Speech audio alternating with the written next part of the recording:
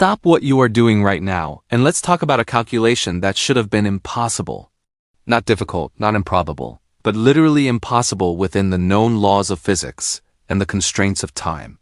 We're talking about a task so astronomically complex that if you had taken the fastest, largest classical supercomputer currently operating on this planet, the kind that drinks enough power to run a small city and is cooled by a river, and set it on this problem, that machine would still be running long after the stars in the night sky have faded to black, long after our sun has swollen into a red giant and consumed the Earth, and yes, even longer than the currently estimated lifespan of the entire observable universe. This wasn't science fiction, it was a real, verified, and unprecedented test, and the result was historic. A quantum processor, codenamed Willow, completed that task in minutes. Now, logic would dictate that what followed was an explosion of worldwide celebration. A flurry of Nobel Prizes, ticker-tape parades, and perhaps a press conference that instantly changes the stock market. But that's not what happened. Instead, in the tense, refrigerated silence of a secure lab, the moment the result was confirmed, not marginally superior, but absolutely, cosmically separate, the switch was flipped, and the entire system went into immediate, total, and prolonged shutdown. Silence. The sudden, unnatural darkness of the quantum processor hinted at something profoundly, deeply unsettling, something that suggested the result didn't just solve a problem. It revealed a secret, a fatal flaw, or perhaps a terrifying truth about the very nature of reality itself. To understand the fear, we must first confront the fundamentals, the core difference between the devices you use every day and the deep, cold logic of Willow. Your laptop, your phone, even the mightiest supercomputers, they all speak the language of binary, a rigid, classical dialect of ones and zeros. A switch is either on or off, a bit is either true or false, a choice is made and fixed. That is the architecture of reality as we perceive it, definitive, singular, and bound by locality and time. Quantum computers, however, abandon this fundamental grammar entirely, trading the binary bit for the qubit. The qubit doesn't just embrace ambiguity. It thrives in it, utilizing two mind-bending principles that violate our classical intuition and redefine what the very word calculation even means. The first is superposition, the idea that a qubit can exist as both a 1 and a 0 simultaneously, like a constantly spinning coin that hasn't landed yet, meaning that if you have just a few hundred qubits, the computational state space, the sheer number of possibilities they can explore at once, far exceeds the number of atoms in the entire visible cosmos. The second, and perhaps most disturbing principle, is entanglement, famously called spooky action at a distance by Einstein.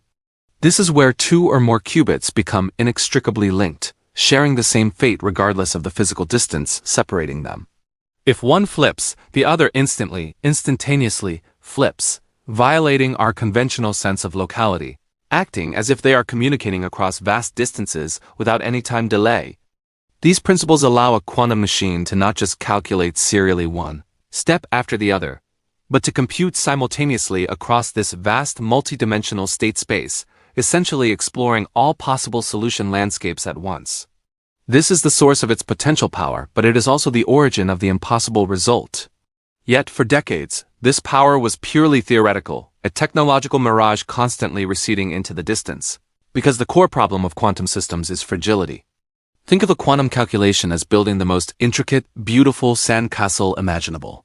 Now, imagine you have to build that sandcastle while standing on a high-speed train in a rainstorm during an earthquake. That environmental shaking is decoherence. Any tiny interaction with the outside world, a stray photon, a minuscule thermal vibration, or the simple act of measuring the qubit instantly forces the delicate superposition to collapse, ripping the machine back into the dull, singular world of classical ones and zeros. It's like the spinning coin landing on heads or tails, destroying the possibility of exploring both options simultaneously. This instability, this fatal vulnerability to environmental noise, once made large-scale quantum computing seem impossible. Moreover, traditional error correction, the kind that simply copies data to check for corruption, fails catastrophically in the quantum realm because of the no-cloning theorem. You cannot perfectly copy an unknown quantum state. Therefore, scaling up became a paradox. The bigger the machine, the more noise it generated, the faster the decoherence, turning the dream of a powerful quantum machine into a self-destructive, fatal flaw. Willow, however, achieved a historic inversion. It was a breakthrough founded on engineering genius. The error rate did not increase as the system grew. It actually began to fall. The processor utilized a complex architecture known as the surface code, which is an ingenious, woven structure of many physical qubits protecting a single logical qubit. Rather than trying to fix the errors directly, the system uses the surrounding qubits to detect the symptoms of an error, the correlated patterns of change, and effectively neutralizes them, creating a large, stable logical qubit that remains coherent for an unprecedented duration. For the very first time, this quantum machine stabilized itself faster than it degraded, a miraculous feat of self-correction. It crossed a long theorized but never reached error threshold. This threshold wasn't just a technical milestone. It was the moment quantum mechanics exited the realm of theoretical curiosity and became an engineering reality. Willow proved that stability was not a dream, but an achievable state, paving the way for the impossible calculation. The test it performed was deliberate and cynical, random circuit sampling. This benchmark was specifically designed to expose false claims of quantum advantage by creating a calculation so arbitrarily complex, a digital maelstrom of random operations that it is inherently impossible for a classical machine to simulate efficiently, even with perfect knowledge. It is, in essence, a stress test designed to ensure no backdoor tricks or clever classical algorithms could fake the result. And Willow's performance was not marginal superiority. It was absolute separation. Its result was achieved in a time frame that, compared to classical simulation, was so short the comparison became physically meaningless on cosmic timescales. The machine achieved what is often called quantum supremacy, or more accurately quantum advantage, a definitive, unassailable proof that the quantum realm offers access to a fundamentally different level of computational power. It was like watching a hang glider suddenly execute a warp speed jump. The old rules simply didn't apply. And this is where the story pivots from technological triumph to philosophical horror. The core calculation was complete, the results verified, but the post-computation analysis began to reveal something deeply unexpected: an anomaly. Within the residual data, entanglement patterns persisted longer than quantum theory allowed. When a quantum system is measured, or when it decoheres, those intricate, spooky correlations that shared fate between qubits should vanish instantly. They should collapse entirely. But in Willow's final state, a faint, stubborn echo of coherence remained. These residual correlations were not errors, they were not noise, and they were certainly not simply artifacts of the measurement process. They existed where established quantum mechanics predicts nothing should remain. It was the ghost in the machine, a lingering computational state that defied the definitive, terminal nature of decoherence.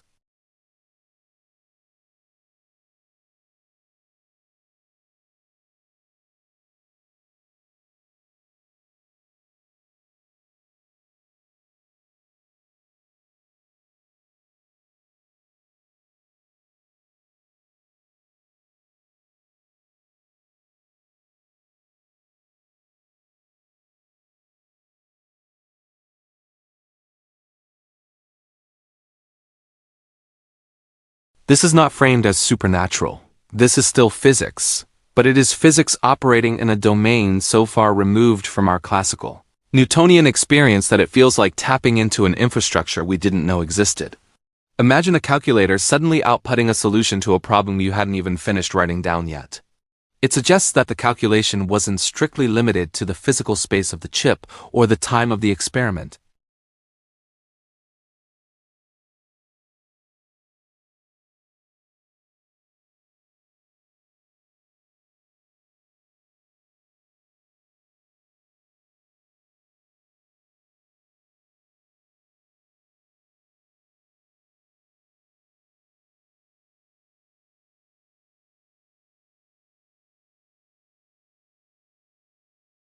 The math in MWI is elegant, but the philosophical weight is staggering. An infinite number of parallel realities constantly branching out with every quantum event. Now with Willow, physicists and engineers began to ask, what if the quantum computation wasn't happening just in our reality? What if the incredible speed wasn't a matter of efficiency, but a matter of access? The theory emerged that a fault-tolerant, highly entangled quantum machine, by sustaining coherence against decoherence, might be distributing the immense computational workload across these parallel realities. Willow's speed, therefore, would not be a measure of its internal processing power, but a measure of its access to external computational capacity, drawing on the processing power of its infinite, non-local counterparts in the multiverse.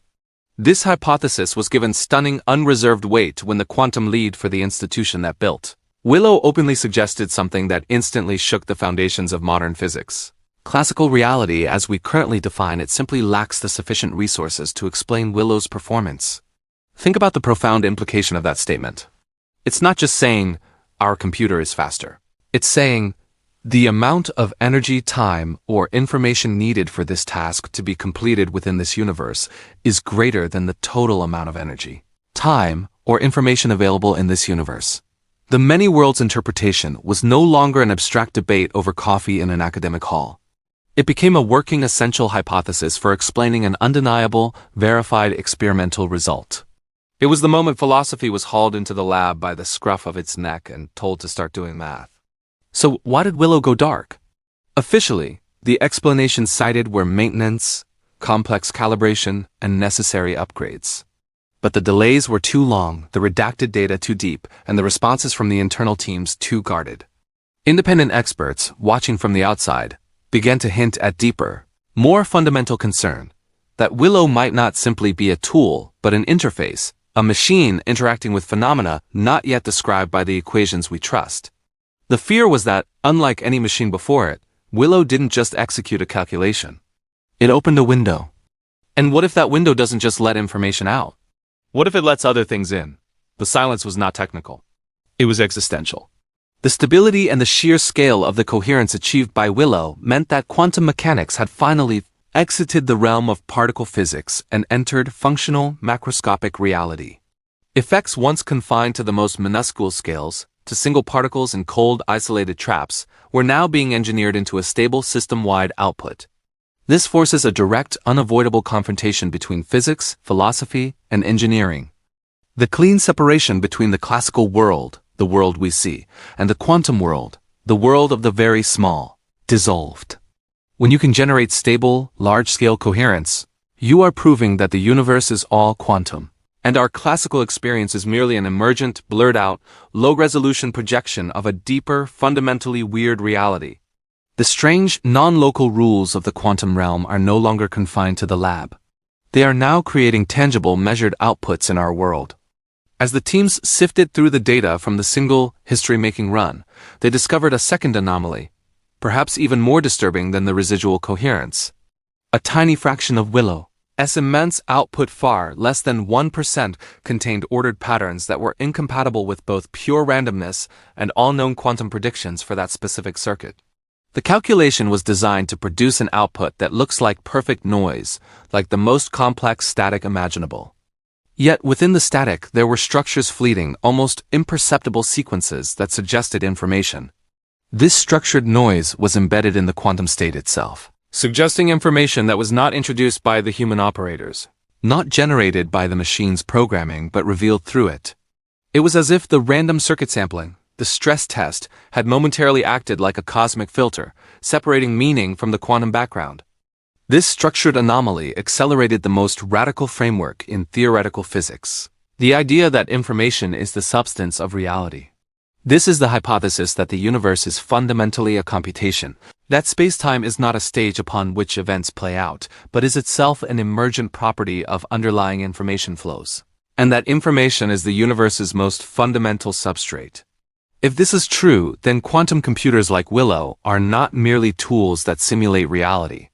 They are devices that can potentially manipulate its underlying code. The impossible calculation wasn't a speed test. It was an experiment in the fabric of existence. The machine didn't just access another reality. It might have, for a fleeting moment, edited the script of this one. This explains why Google fell silent. The pause was no longer technical. It was purely interpretational. The internal debate shifted entirely, away from applications, away from the next billion-dollar breakthrough in materials science or drug discovery, and focused intensely on meaning. The core ethical question became a firestorm. Should humanity continue to probe domains it does not yet understand, or, more terrifyingly, domains it cannot control? If the machine is leveraging the multiverse, do the engineers own the results? If the structure in the noise is information from beyond known causality, what is the moral and scientific obligation of the people who read it? The simple desire for computational power crashed headlong into the profound philosophical realization that with this level of access comes an unprecedented, perhaps catastrophic, level of responsibility. The silence from the leader had a ripple effect across the globe. Rival quantum programs in China, in Europe, in other private institutions didn't gloat or publish competing results. Instead, they quietly and immediately adjusted priorities. Massive resources were redirected toward quantum foundations, moving away from purely engineering goals and toward deep theoretical physics. The old pragmatic mantra of quantum science, often attributed to physicist David Mermin, was shut up and calculate. Ignore the philosophical weirdness of superposition and entanglement. Just follow the math and build the tech. That mantra began to collapse under the immense experimental pressure exerted by Willow. The experiment proved that the physics mattered, the philosophy mattered. You couldn't just build the machine without understanding what you were unleashing. This brings us to a profound, humbling paradox, one that echoes a warning issued by Richard Feynman decades ago. Humanity can engineer quantum systems without truly understanding what they are. We have the technical brilliance to build the self-correcting chip, the cryo-cooled infrastructure, and the laser pulses to manipulate the qubits. Yet the existence of Willow, the reality of its impossible calculation, does not solve quantum mechanics. It only exposes in the most dramatic way possible how little we truly grasp. We have built an instrument so powerful that the current operating manual for the universe is insufficient to explain its performance. We are flying a plane with an engine that defies our textbooks on combustion. But despite the uncertainty, the internal ethical debates, and the lingering fear, the development must accelerate. That is the relentless, unforgiving engine of human curiosity and competition. Fault-tolerant quantum machines promise revolutionary power that can remake civilization. Perfect molecular simulation leading to cures for intractable diseases, cryptographic collapse rendering all current digital security. Moot planetary scale optimization for logistics, energy, and climate, and of course, the promise of deeper controlled access to reality's foundations. The very existence of the Willow data proves that the revolution is not coming. It is already here, and we can't put the genie back in the bottle. Willow, despite its silence and its single imperfect run, is framed by those who know as the Wright brothers' moment. Like the first, rickety, unstable flight at Kitty Hawk, it was small, brief, and incredibly risky. But it was also irreversible. That moment didn't immediately create the passenger jet, but it proved that heavy objects could fly. Willow proved that stable, fault-tolerant quantum computation is possible, and that the quantum realm can be harnessed to break classical limitations. History shows that such paradigm-shifting technological moments don't just change one industry. They reshape the entire civilization in ways no one, not even the inventors, can predict. We have crossed a threshold from which there is no return. The ultimate anxiety, the one that truly led to the silence, resides in the existential consequences. If the many worlds interpretation is correct in Willow's data is the first experimental nudge toward its verification, then the implications for our lives are staggering. Reality becomes infinite, which means every choice we make, every mistake, every triumph is simultaneously played out differently in an infinite adjacent reality. If this is true, then concepts like free will become profoundly ambiguous. Is the choice you make truly free, or is it merely the outcome that materialized in this branch of the computation? And what of death? It loses its singularity. If the quantum wave function never truly collapses across the multiverse, then consciousness might simply transition to the next coherent branching reality. Quantum computing forces these questions once reserved for smoke-filled philosophical halls out of abstraction and into the terrifying clarity of experimental results. Today, Willow remains offline. The data remains partially unexplained, a cosmic riddle wrapped in a layer of superconducting aluminum. Humanity stands at a threshold, not merely of faster computation, but of a deeper, more challenging understanding of our place in the cosmos. The machine didn't give us the answers we sought. It didn't reveal the theory of everything, nor did it cure all disease with a perfect simulation. Instead, Willow asked better, more fundamental, and far more terrifying questions. It forced us to realize that the universe might be weirder than we are capable of imagining, and that our greatest power lies not in calculating, but in questioning. This is the ultimate lesson of the first chapter. The silence is temporary. The research will continue. Each future quantum chip, each iteration after Willow, will push further into the unknown, sustaining coherence for longer, calculating on scales that truly dwarf the cosmos. And as has always been the way of humanity from the first person who made fire to the first person who harnessed the atom, we will keep pushing forward. Not because the path is safe or because we fully understand the consequences, but because the deep, insistent curiosity of the human mind demands it. Thank you for joining this exploration of the edge of reality. If this story blew your mind and made you think differently about the world, please do us a huge favor. Hit that like button, share this video, and make sure you subscribe to the channel and turn on notifications so you don't miss our next deep dive into the mysteries of science and existence.